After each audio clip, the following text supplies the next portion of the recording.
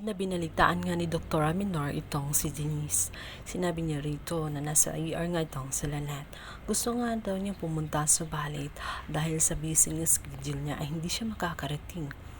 Nagulat itong si Denise, subalit nag-aalala siya dito kay Lynette dahil kaibigan pa rin ng turing niya rito. Kung kaya't sinabi nga niya dito kay Dr. Minor na wag na siyang mag-alala sapagkat siya na lamang pupunta roon.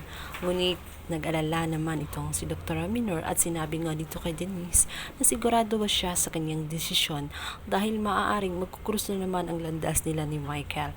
Ayaw niyang ilagay siya sa hindi komportableng lugar.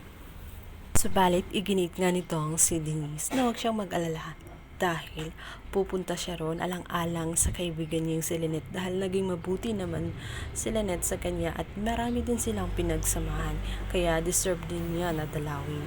At huwag siyang mag-alala tungkol kay Michael dahil kung ano man na magitan sa kanila noon ay hanggang doon na lamang yun.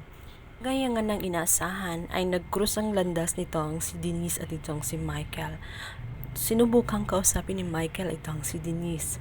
Nagbabagkasakali siya na maayos pa ang gusot na kinakaharap nila. Subalit buo na ang loob nitong si Denise. Mahal niya ang kanyang sarili kahit na mahal niya si Michael. Subalit hindi naman niya deserve na magdusa. Tinritsahan siyang sinabihan nitong si Denise. Sinabi nito na kaya niyang ayusin ang kanyang utak. Subalit ang problema tungkol sa kanyang puso ay wala na siyang magagawa. Kahit man natanggapin, ngunit kailangan na nga nilang harapin ang katotohanan na hanggang doon na nga lang talaga sila. At tanggap din ni Denise na talagang hindi siya mahal nitong si Michael at nang bumubon na nga siya.